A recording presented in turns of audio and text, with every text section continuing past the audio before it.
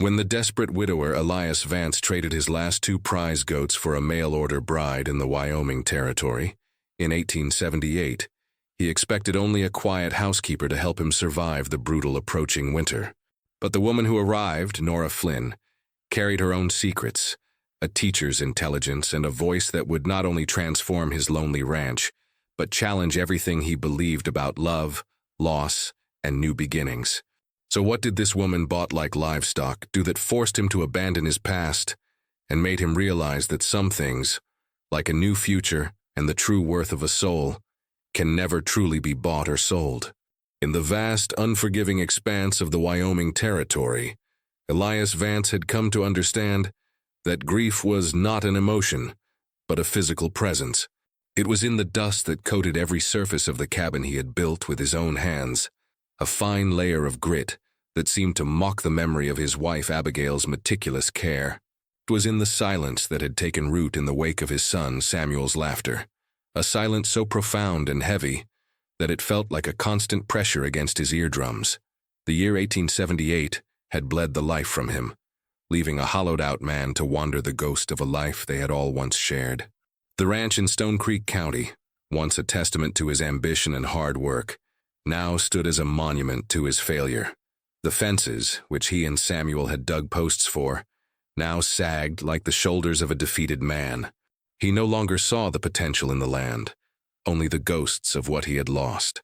This internal decay was mirrored by the very real threat of the bank, whose letters arrived with increasing frequency, their formal, unsympathetic language a harbinger of the final death of his legacy. All that remained of his former prosperity, of the man he used to be, were two prize goats. They were not mere livestock. They were his last connection to a past filled with pride and purpose, the final, tangible assets in a life that had been systematically stripped bare by fate and fever. He often found himself staring at them, their placid chewing a stark contrast to the turmoil that churned within his gut, a constant, roiling mix of sorrow and the cold, sharp fear of the approaching winter. The arrival of Silas Croft was an intrusion, a tear in the fabric of Elias's monotonous misery. His wagon was not the hardy, mud-splattered sort used by ranchers or homesteaders. It was an elegant, dark lacquered vehicle that seemed to absorb the harsh sunlight rather than reflect it, pulled by two horses that were offensively well fed. The man himself was an extension of his transport, dressed in a city suit that had no place in the dust of Wyoming, with a smile that was perfectly crafted but entirely devoid of warmth. Elias watched him from the porch, his hand resting instinctively on the worn handle of his holstered Colt, a habit born of solitude and the constant, low-level vigilance required to survive. Croft disembarked with a fluid, confident motion, his polished boots barely stirring the dust as he approached. "A good day to you, sir," Croft began, his voice as smooth and oiled as his hair. "I am Silas Croft, a purveyor of solutions to the unique challenges faced by men of the frontier." Elias offered no reply, his gaze as hard and unyielding as the rocky soil beneath his feet. He had seen men like Croft before, vultures who circled the dying, smelling desperation like blood in the water. They sold miracle tonics, faulty equipment, and false hope, and Elias wanted none of it. "Not interested," Elias stated, his voice a dry rasp. Croft's smile didn't falter. "Oh, I think you will be," he countered, his eyes performing a swift, calculating sweep of the property. The sagging porch, the empty cattle pens, the solitary figure of Elias himself. "I see a man in need, a home in need of a woman's touch, a life in need of an arrangement." Elias felt a surge of hot rage, a protective instinct rising in defense of Abigail's memory. The thought of another woman in her home, in her kitchen, was a profanity he could barely stomach. He was about to order Croft off his land, with the barrel of his gun if necessary, when the salesman's gaze settled on the two goats tethered near the barn. "Fine animals," Croft remarked, his tone shifting from philosophical to transactional. "A man of your station with such limited resources must value them greatly." He then laid his proposition bare, not with shame or delicacy, but with the cold, unapologetic logic of a merchant. He spoke of domestic partners from the East, women of good standing who had fallen on hard times. He painted a picture of a practical solution, A woman to cook, clean, and provide companionship through the long, brutal winter. A woman to silence the oppressive quiet of the cabin. A living, breathing remedy for the loneliness that was eating Elias alive. And the price for this remedy, this human commodity, was the last thing Elias Vance possessed of any value in the world: the 2 goats. The offer was a grotesque bargain, a trade of his last vestige of pride for the purchase of another human being. It was the lowest point in a life that had become a relentless descent into a dark and lonely pit. Elias's mind became a war zone. He turned away from Croft, unable to look at the man's smug, mercantile face, and stared out at the unforgiving landscape. One part of him, the part that still belonged to Abigail, screamed in protest. He saw her face, her hands planting the small garden that was now choked with weeds. He heard her voice humming as she mended Samuel's clothes by the fire. To bring another woman here, a stranger bought and paid for like a sack of flour, felt like the ultimate betrayal. It was an admission that their life together, their love, could be replaced by a simple, sordid transaction. This was a desecration of memory, a moral line he never imagined he would contemplate crossing. He was a man who had loved his wife, a man who had built a family on a foundation of respect and affection.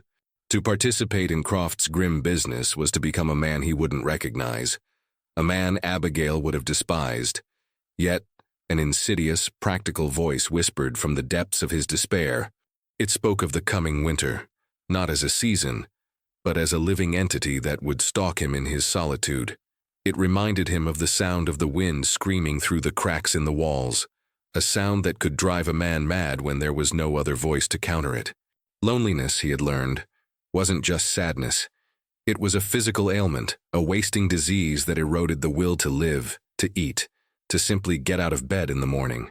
He could honor Abigail's memory and freeze to death, a man of principle in a forgotten grave, or he could swallow his pride and survive. The silence stretched, broken only by the indifferent wind and the soft bleating of the goats who were, at that moment, the center of his universe. Elias turned back to face Silas Croft, the battle within him having reached its grim conclusion. The fire of his initial rage had died, leaving only the cold ashes of resignation. He would not survive the winter alone.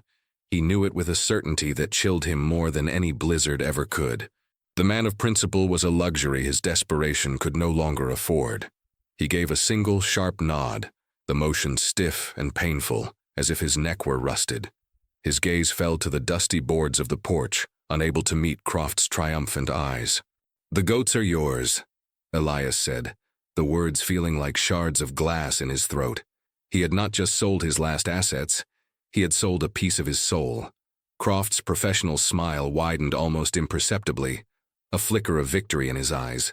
He wasted no time on sentiment, immediately shifting to logistics with brisk efficiency, outlining when the next stagecoach would arrive, and what Elias could expect. As Croft's elegant wagon pulled away, kicking up a cloud of dust that settled back onto Elias's broken-down life, Elias did not move. He stood alone on the porch, a statue of defeat, his gaze fixed on the 2 animals that now represented the price of a human life. The bargain was struck. He had chosen survival over memory, and the shame of that choice was a heavier burden than any winter. The stagecoach, a lumbering beast of dust and noise, finally crested the ridge, and Elias Vance felt the knot in his stomach tighten into a cold, hard stone. He had spent a week preparing for this moment, not by cleaning the cabin or presenting a respectable front, but by fortifying his mind for the transaction. He expected a woman weathered by hardship, perhaps with downcast eyes and a spirit already broken, someone who would be grateful for the meager shelter he offered, and would require nothing from him but the bare necessities of survival. He was prepared for a simple exchange of goods, his goats for her labor. What he was not prepared for was Nora Flynn. When the door of the coach swung open and she descended, he felt an immediate, disorienting sense of miscalculation. She was not broken. Though her dress was of a simple patched calico, and exhaustion was etched into the fine lines around her eyes, she held herself with a ramrod straight posture that spoke of an unyielding inner strength. Her gaze, when it met his, was not subservient but direct, clear, and intelligent, shadowed by a profound sadness, but entirely devoid of the meekness he had anticipated. She carried a single, battered trunk, her only possession in the world, yet she refused the driver's offer of help, handling it herself with a grim self-reliance. "You are Mr. Vance, I presume?" she asked, her voice clear and her diction surprisingly refined, carrying the cadence of the educated East. The question hung between them, formal and stark, immediately establishing a boundary that he had not expected to exist. In that moment, Elias understood that this would not be a simple arrangement. He had not acquired a housekeeper. He had become responsible for a person, a woman with a will and a past as palpable as the worn trunk she held. The walk from the road to the cabin was a short journey across a universe of awkward silence. Elias led the way, acutely aware of her presence behind him, of her gaze taking in the scope of his neglect. For the first time in months, he saw his home not as the sanctuary of his grief, but through the eyes of a stranger. He saw the sagging porch rails, the yard littered with debris, the very air of desolation that clung to the place. When he pushed open the cabin door, the sight that greeted them was an indictment. Dust motes danced in the single shaft of sunlight piercing the gloom, illuminating a scene of profound apathy. A solitary, unwashed plate sat on the table, a testament to countless lonely meals. The hearth was a black cold mouth, filled with the ashes of fires long dead. The room smelled of stale air, wood smoke, and the faint, sour tang of whiskey. Nora Flynn paused on the threshold, her expression unreadable. She did not gasp or recoil, but a subtle tightening of her jaw was more damning than any verbal condemnation. She stepped inside and placed her trunk on the floor with a quiet, deliberate motion, as if setting down a heavy burden in a place that offered no promise of rest. Her eyes moved from the grime-coated floor to the cobwebs draping the rafters, and in her silent appraisal, Elias felt a hot flush of shame rise up his neck. His private world of sorrow had been breached, and its squalor was now on display, judged by the very person he had brought into it to impose order. Their first negotiation was conducted in clipped, necessary phrases, each word carefully chosen to maintain the fragile barrier between them. "The bedroom is through there," Elias stated, gesturing with his chin toward a closed door. He did not call it my room or our room. It was simply a location. "I'll sleep out here by the fire." He said it gruffly, as a declaration of fact, not an offer of chivalry. It was a boundary line drawn in the dust of the cabin floor, a confirmation that while he had bought her presence, he would not immediately demand the intimacies the arrangement implied. Nora's gaze flickered toward him, and for a moment, he saw a flicker of relief in their green depths. "Thank you," she said, the two words a quiet acknowledgement of the decency he had shown, a decency she clearly had not been certain she would receive. This small, unspoken treaty established the terms of their cohabitation. With that settled, she turned her attention to the practical matter of survival. She walked to the small pantry, her movements efficient and purposeful, and opened the door. The sight of the nearly bare shelves, a half-empty sack of flour, a few wizened potatoes, a tin of beans, seemed to confirm her worst fears. "When did you last have supplies brought in from town, Mr. Vance?" she asked, her tone carefully neutral. The question was not an accusation, but it landed like one, highlighting his complete abdication of the basic functions of running a household. It was the first of many moments where her quiet competence would cast a harsh light on his own incapacitation. Later, as Nora worked to create a meal from the meager contents of his pantry, a semblance of conversation emerged, as sparse and cautious as their surroundings. The act of her moving through the space, of the simple sounds of a knife chopping potatoes, was so foreign that Elias felt compelled to speak, if only to fill the void. "Abigail, my wife. She handled the supplies," he offered, the words clumsy and raw. It was not an apology but an explanation, a small cracked window into the depth of his loss. Nora paused in her work, her back to him. "I see," she replied softly. In an effort to reciprocate, to bridge the chasm between their two separate worlds, she offered a piece of her own story. "In Chicago, I was a teacher. We studied literature, geography, things that have very little use out here, I imagine." Her statement explained her educated speech and hinted at a life of the mind, a life starkly different from the manual, often brutal, existence on the frontier. The conversation was defined more by what was left unsaid. He did not speak of the raging fever that took his family, and she did not speak of the specific family debts or the shame that had driven her from a respectable profession into the hands of a man like Silas Croft. They were two people standing on opposite shores of their own private oceans of pain, recognizing the silhouette of grief in the other, without needing to map its treacherous waters. It was not the beginning of a friendship, but the somber, unspoken acknowledgement of two survivors who had washed up on the same desolate shore. As they sat across from each other at the small table, eating the simple but nourishing stew she had managed to conjure, a new order began to settle over the cabin. The silence that accompanied their meal was different from the crushing, absolute silence Elias had grown accustomed to. This was the quiet of coexistence, the shared space of two separate entities breathing the same air.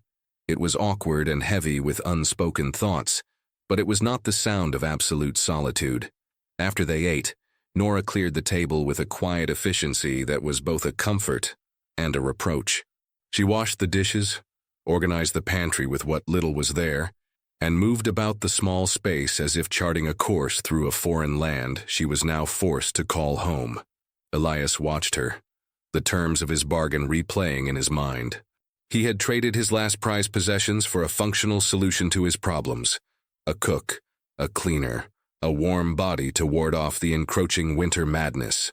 He had received instead a quiet, dignified woman whose sorrow ran as deep as his own, whose presence brought not just order, but a profound and unsettling complexity to his life. The transaction was complete, but as he laid out his bedroll on the hard floor, listening to her soft movements in the other room, he knew with absolute certainty that this arrangement was anything but simple. He was no longer a man alone with his ghosts. He was now a man sharing his haunted house with a stranger. In the weeks that followed Nora's arrival, a fragile and unspoken truce settled over the cabin. A quiet routine became the architecture of their days, built on a foundation of respectful distance. Nora, with a silent, relentless efficiency, imposed a semblance of order onto the chaos Elias had cultivated. The dust was banished, meals appeared at regular intervals, and the cabin began to resemble a home again, albeit one devoid of warmth or laughter. Elias, in turn, retreated to the demanding physical labor of the ranch, mending the fences and tending to the small herd he was trying to rebuild. He found himself developing a grudging respect for her resilience. She never complained about the meager resources or the crushing isolation. She simply did what needed to be done, her composure an unshakable shield. He treated her as part of the arrangement, a functional piece of his new life, deliberately keeping his emotional walls fortified against any further intrusion. For Nora, this sterile piece was its own kind of survival. She had been sold, traded for livestock, but in Elias's respectful distance she found a small measure of safety, and so their days passed, marked by the rising and setting of the sun, two solitary planets orbiting a cold, silent star of shared grief and circumstance.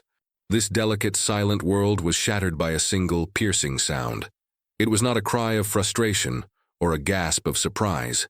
It was a scream of pure, undiluted terror, a sound so raw and primal it bypassed Elias's carefully constructed defenses and struck him in his core. Dropping the axe he was holding, he sprinted toward the cabin, his heart hammering against his ribs, driven by a protective instinct he thought had been buried with his family. He burst through the door with his revolver already in his hand, his eyes scanning the room for the threat.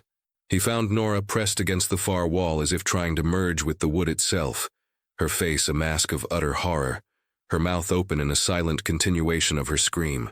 Her dignity, the composed shield she wore every single day, had been completely annihilated. Following her terrified gaze, he saw it, coiled near the woodpile, its tail vibrating in a dry, menacing whisper that filled the small cabin, was a prairie rattlesnake. It was not merely an animal. It was an embodiment of the frontier's sudden, impartial lethality, a venomous intrusion into the fragile sanctuary they had built.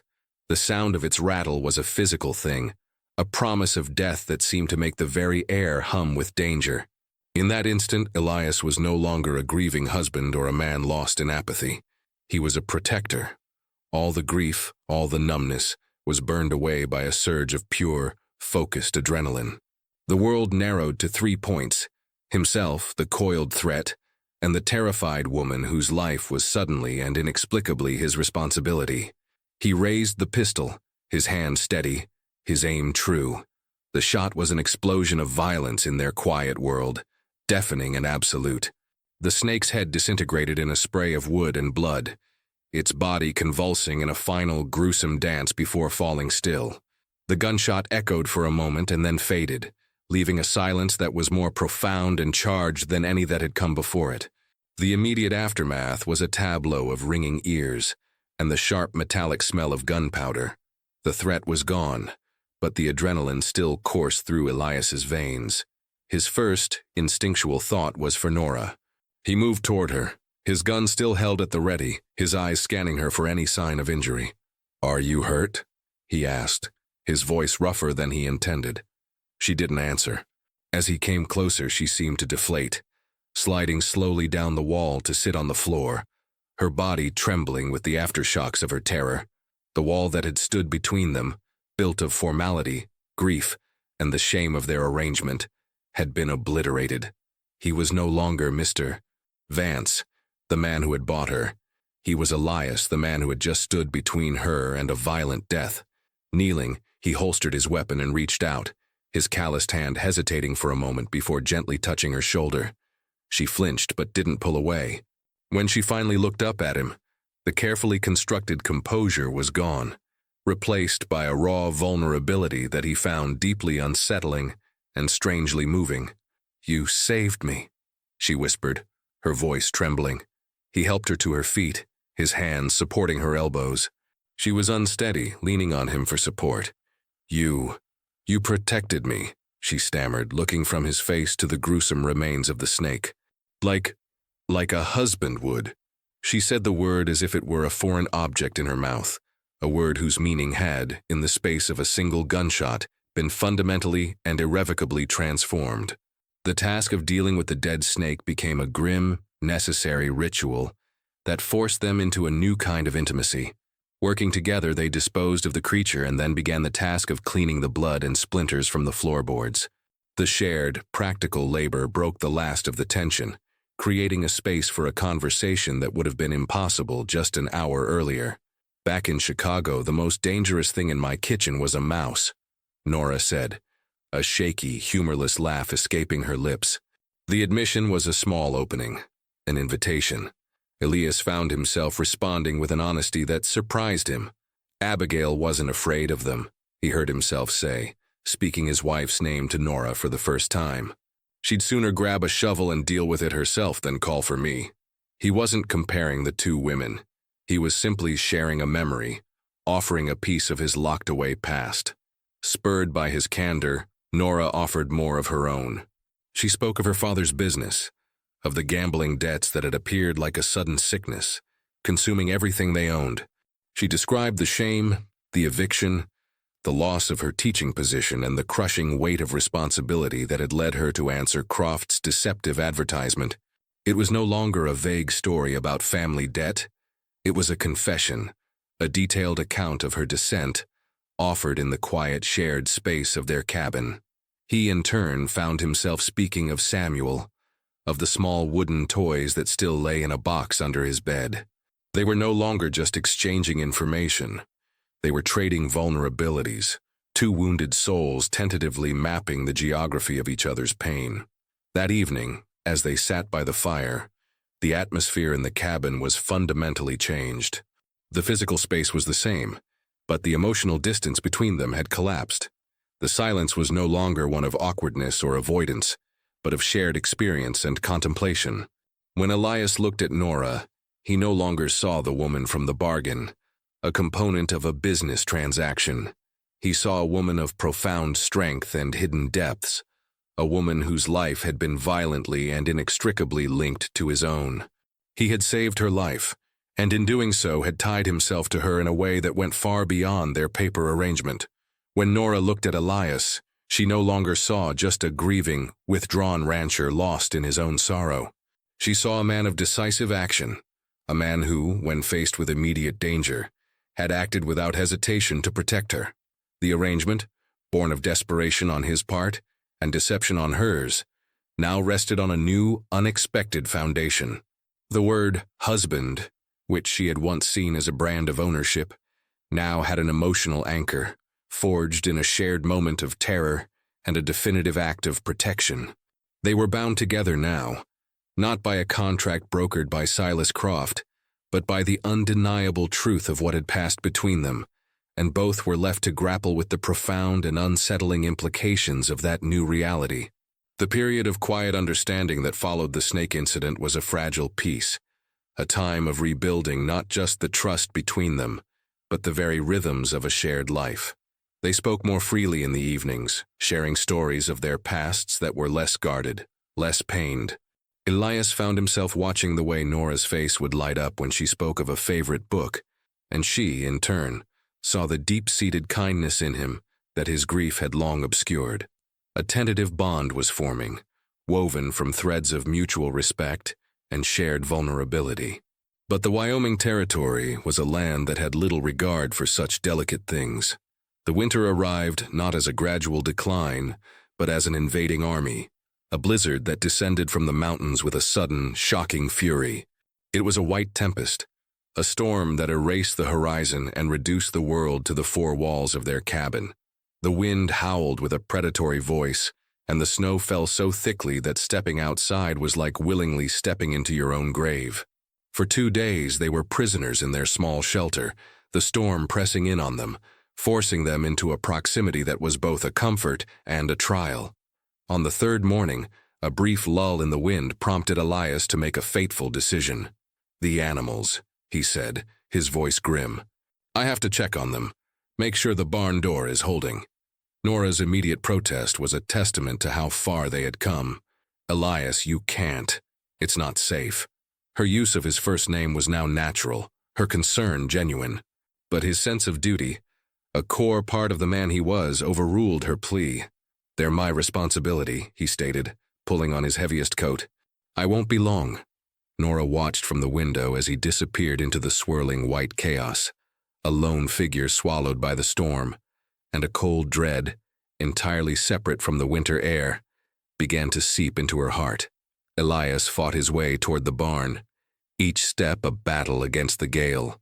The wind drove the snow into his face with the force of flung gravel, blinding him and stealing his breath. He kept his head down, navigating by pure instinct, his world reduced to the few feet of churning white in front of him. He reached the barn, the structure groaning under the assault of the storm, and found the door straining against its hinges. He spent 20 minutes reinforcing it, his fingers growing numb from the cold despite his gloves. The animals were safe, huddled together for warmth, their fear a palpable thing in the enclosed space. The task complete, he turned to make the treacherous journey back. But the storm had intensified in the short time he had been inside. A sheet of ice hidden beneath a fresh layer of snow lay in his path. As he stepped onto it, a violent gust of wind caught him off balance. His feet went out from under him, and he fell hard, his left leg twisting beneath him at an unnatural angle. A sharp, sickening crack echoed in his own ears, followed by a surge of searing, white-hot pain that eclipsed the cold. He tried to push himself up, but the shattered bone in his leg screamed in protest, and he collapsed back into the snowdrift. Panic, cold and sharp, pierced through the pain. He was alone, immobilized, and the snow was already beginning to bury him. Back in the cabin, Nora paced the floor. An hour had passed. He should have returned long ago. The relentless howling of the wind was no longer just a sound. It was the voice of the beast that had taken him. Every instinct she possessed was screaming that something was terribly wrong. Her fear was no longer a vague anxiety. It had solidified into a terrifying certainty. She knew, with a clarity that cut through her panic, that to stay inside was to condemn him to death. The Nora who had arrived from Chicago weeks ago would have been paralyzed by fear, a helpless victim of the elements. But that Nora was gone, replaced by a woman who had faced down terror and had been shown loyalty worth defending. Her eyes scanned the cabin, searching for a tool, a solution. She found it in a coil of thick rope stored in a corner. It was his lifeline to her and hers to him, Tying one end securely to the iron stove, she wrapped her thinnest blankets around her, pulling a scarf over her face until only her eyes were visible. Opening the cabin door was like opening the gate to hell. The blizzard roared in, a physical assault of wind and ice. She grabbed the rope, her lifeline, and plunged into the white maelstrom. The cold was a physical blow, so intense it felt like fire. Snow immediately blinded her, filling her nose and mouth, making each breath a struggle. The wind tore at her, trying to rip her from her anchor. She pulled herself along the rope, hand over hand, her feet slipping on the unseen ice. "Elias," she screamed, but the wind snatched the name from her lips and hurled it into the abyss. She was utterly alone in a world without dimension, a place of pure, hostile motion. It was an act of sheer, desperate will, a testament to the bond that had formed between them, a bond she now refused to let the storm sever. She found him by pure chance, stumbling over what she first thought was just a deeper snowdrift. Peeling back the layer of snow, she saw his face, pale and waxy, his lips tinged with blue. He was barely conscious. "Elias," she cried, shaking him. His eyes fluttered open, unfocused and dull with pain and encroaching hypothermia. Getting him to his feet was a Herculean task. He was a dead weight, his body already succumbing to the cold. "You have to help me, Elias," she pleaded, desperation giving her a strength she did not know she possessed. She managed to haul him upright, draping his arm over her shoulders, his immense weight threatening to buckle her knees. The journey back was a nightmare crawl through a frozen inferno. Every step was a battle. The rope, now coated in ice, bit into her raw hands. Elias began to sag, his consciousness fading. "Talk to me," she commanded, her voice raw. "Don't you dare fall asleep. Talk to me, Elias. Tell me about Abigail. Tell me what she loved about this place." The words came out of her, a desperate strategy to keep his mind anchored to the world. She loved the wildflowers. "In the spring," he mumbled, his words slurring. "Samuel, he'd pick them for her." His voice trailed off.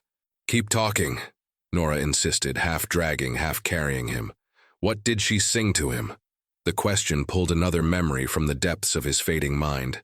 "Amazing Grace," he whispered. And so, leaning into the wind, her own voice barely audible over the storm, Nora began to sing the hymn, her voice a fragile thread of warmth pulling him back from the edge of the abyss. They collapsed through the cabin door, bringing a swirl of snow and ice with them, and for a moment they just lay on the floor, gasping for air. But Nora knew the fight was not over. With her remaining strength, she dragged Elias toward the bed and began the grim task of saving his life. She cut away his frozen clothes, her hands recoiling from the cold, white patches of frostbite on his skin. She saw the unnatural angle of his leg and knew it was badly broken. Using strips torn from her own petticoats and 2 pieces of firewood, she fashioned a crude splint, her movements clumsy but determined as she bound the limb. For hours she was a whirlwind of motion, heating water, wrapping his hands and feet in warm cloths, forcing hot, sweetened coffee between his lips. She kept talking, a constant stream of words, telling him about her childhood in Chicago, about the books she loved, about the students she taught, weaving a tapestry of life to hold him in the world. In a moment of pained lucidity, his eyes focused on her face, a question in their feverish depths. "Why?" he rasped, the single word encompassing everything. The risk, the struggle, the sheer ferocious effort. Nora stopped, pushing a stray strand of hair from her face. She looked down at this man, her husband by contract, her partner by circumstance. "Because you are my husband," she said, her voice low and fierce with a conviction that surprised even herself. "And I will not be made a widow in this place."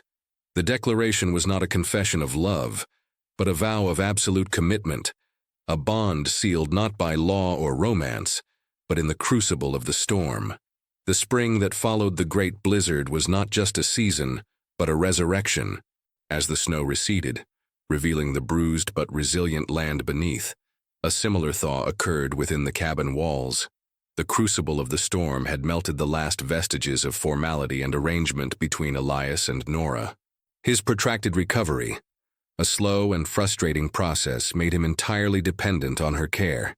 This forced vulnerability, however, did not breed resentment. It fostered a profound and unexpected intimacy. She was the one who changed the dressings on his crudely set leg, who supported him during his first painful attempts to walk, who read to him in the long evenings to keep his mind from the tedium of healing. In this slow passage of time, he began to see beyond the capable woman who had saved his life. He saw the sharp wit in her humor, the deep well of knowledge from her past life as a teacher, and a quiet strength that had nothing to do with physical survival and everything to do with the force of her character. She, in turn, began to see the man beneath the grief. She saw his patience in the face of pain, his innate decency, and a gentle heart that he had guarded so fiercely. Their conversations became easy, their silences comfortable. A quiet domestic love, born not of passion but of shared hardship and deep-seeing companionship, had taken root. Just as this new, peaceful life began to feel real and permanent, a splash of impossible color appeared on the horizon. A caravan of brightly painted wagons, the Sparrow Troop, rolled into their valley, bringing with them an explosion of life, music, and an unapologetic vibrancy that felt alien in their quiet world. At their head was a woman named Serafina, whose dark, knowing eyes and commanding presence seemed to draw all light and attention to her.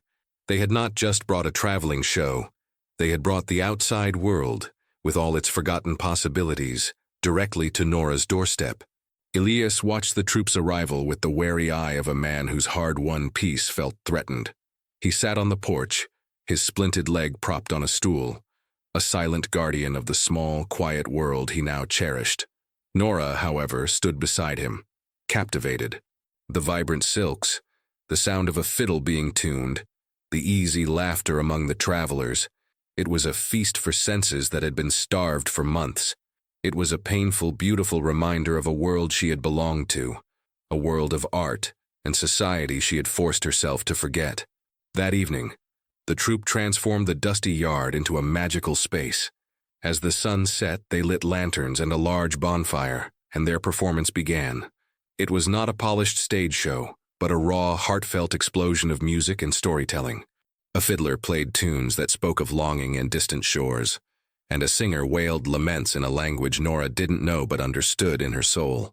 The music bypassed her rational mind and went straight to a dormant part of her heart, reawakening a yearning so powerful it felt like a physical ache. Elias, watching Nora instead of the performers, saw the transformation on her face. The content, patient woman who had been his nurse was gone, replaced by someone with a rapt, hungry expression, her eyes shining with unshed tears and a light he had never seen before. He realized with a jolt that while he had been healing his broken leg, a part of Nora had remained broken, and this music was speaking directly to that hidden wound. Serafina, ever perceptive, noticed it too. She had spent the afternoon speaking with them, her sharp eyes missing nothing, not Elias's protective gaze, nor the cultured grace that Nora could not entirely conceal.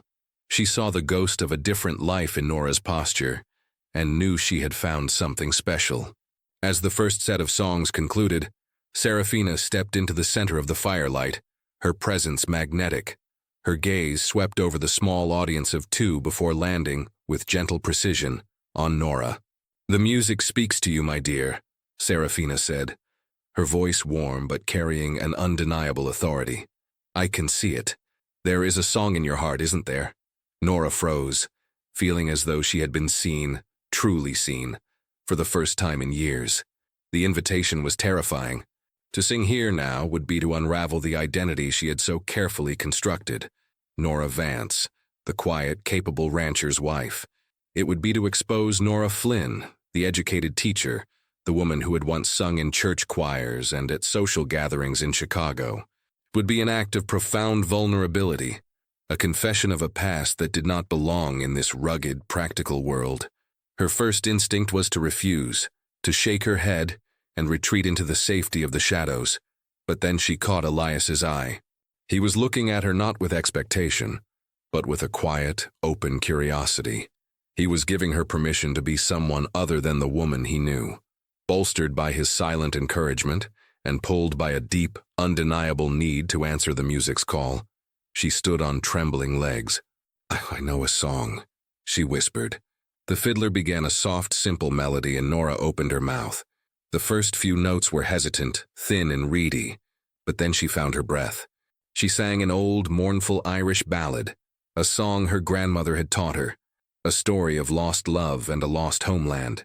The melody became a vessel for all her own unspoken sorrow, for the life she had lost, for the dreams she had buried.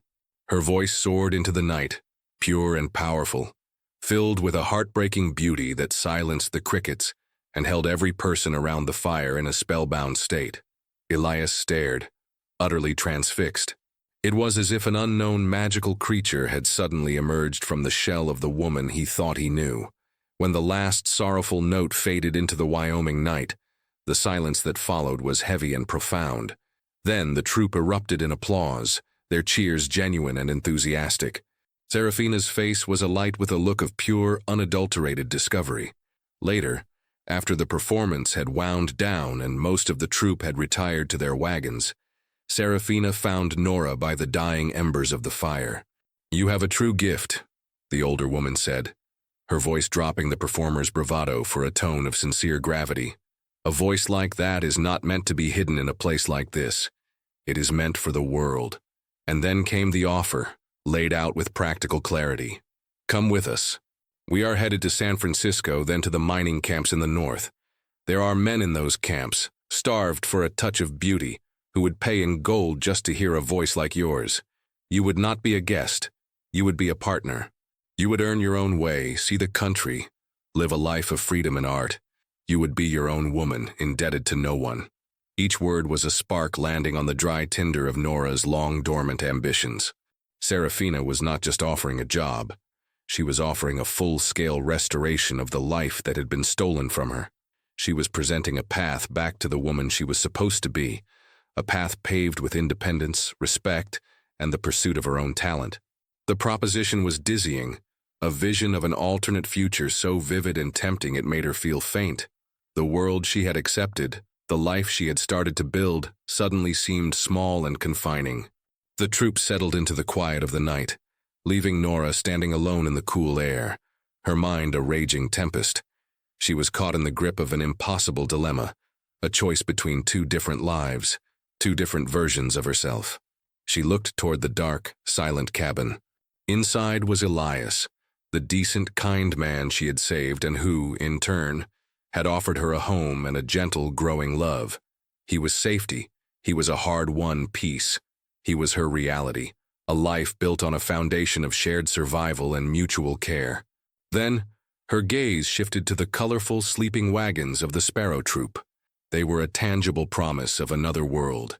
They represented freedom, adventure, and the chance to reclaim her own identity, to be Nora Flynn, the artist, not just Mrs. Vance, the wife. That was her dream. The conflict was a physical tearing inside her. How could she choose? To stay would be to deliberately turn her back on her own gift, to silence the part of her that had just reawakened, sacrificing her dream for the quiet love she had found. To leave would be to abandon the man who depended on her, the man whose life was now intertwined with hers in the most profound ways, for the beautiful but uncertain promise of the road. The arrival of the Sparrow Troop had brought music and life back to the ranch, but it had also delivered a cruel and magnificent choice, one that threatened to shatter the fragile piece of the world she and Elias had so carefully constructed. Elias lay on his cot, the thin blanket pulled up to his chin, his breathing slow and even in a careful imitation of sleep. But behind his closed eyelids, his mind was a raging storm. Through the thin cabin walls he had heard everything. He had heard Serafina's offer, a siren song of freedom and a life he could never provide. He had heard the conflict in Nora's hesitant replies, the palpable tearing of her soul between her duty to him and the sudden, shocking resurrection of her own dreams. He replayed the sound of her voice from the fireside performance, a sound that had unlocked a part of her he never knew existed. He had thought of her as strong, resilient, and kind, qualities he had come to admire and depend on. But he had never imagined that within her was an artist, a woman with a gift so profound that it seemed a crime to keep it hidden in the vast, unlistening wilderness of Wyoming. The quiet, comfortable life they were building, which had become his personal salvation, was for her a beautiful cage. The realization settled on him with the weight of a physical blow. He had been so consumed with his own healing, so grateful for her presence, that he had failed to see that she might need healing too. Not from a broken bone, but from a broken future. He was her anchor, but an anchor could either provide safety or it could drown you. If he were to insist on their arrangement, on the life they were building, he would be doing just that, holding her under the surface of a quiet, respectable life while the brilliant artist within her suffocated. The thought was unbearable. He had to confront the man he had become since the blizzard. Was he a man who would cling to his own newfound happiness at the expense of hers? Or did he possess the strength to love her enough to let her go, even if it meant returning to the crushing solitude that had nearly destroyed him once before? When Nora slipped back into the cabin, moving with the quiet grace of someone trying not to disturb the sleeping, he broke the silence. "You should go with them, Nora." His voice, low and rough in the darkness, made her jump. She froze, a silhouette against the dying embers in the hearth. "Elias, I didn't mean for you to hear." He pushed himself up, ignoring the dull ache in his leg. "It doesn't matter. She's right. A voice like that doesn't belong here." His words were a painful gift, an offering of freedom that felt like a knife in his own gut. He was releasing her from their bargain, from the unspoken vows forged in blizzards and bloodshed. Nora rushed to his side, her hands fluttering in protest. "No. I can't. Your leg is still healing. The ranch. Who will run the ranch?" Her arguments were a cascade of practicalities, a desperate attempt to anchor herself to the responsibilities she had accepted, to the life she had chosen. But Elias saw them for what they were, reasons to deny herself the future that had just been offered to her. "The ranch will be here," he said, his voice flat. "My leg will heal. Those are just excuses, Nora. We both know it. This life, it's a good, quiet life. But it's not the life you were meant for. I see that now. You were meant for stages and cities, for people who can appreciate what you have to offer. I can't be the man who stands in the way of that. I won't be." He was severing the ties of their arrangement, trying to be noble, but every word felt like he was tearing a part of himself away. Her protests quieted, replaced by a trembling silence. He could feel the weight of her unshed tears in the darkness. "Why are you doing this?" she finally whispered, her voice choked with an emotion he couldn't decipher. The question demanded an answer beyond practicality, beyond noble self-sacrifice. It demanded the one truth he had been hiding from himself and from her. "Because I love you," he said, the confession finally breaking free, raw and vulnerable in the stillness of the cabin. "And that's the God's honest truth of it. I don't know when it happened. Maybe it was when you dragged me out of that blizzard. Maybe it was watching you stand up to your own fear after the snake. Or maybe it was just now, hearing you sing. I fell in love with Nora Flynn, not with the housekeeper I bargained for. I love the woman who reads Shakespeare and argues with me about politics. The woman who saved my life and then had the grace not to treat me like a helpless child. And because I love you, I have to want what is best for you, even if it destroys me." The words hung between them, a confession so powerful it seemed to alter the very air they were breathing. For Nora, the declaration was both a balm and a torment. It was the validation she never knew she needed, and the complication that made an already impossible choice unbearable. To leave now was not just to leave a man she was indebted to. It was to leave a man who loved her for exactly who she was. The sky outside was beginning to lighten from black to a deep indigo.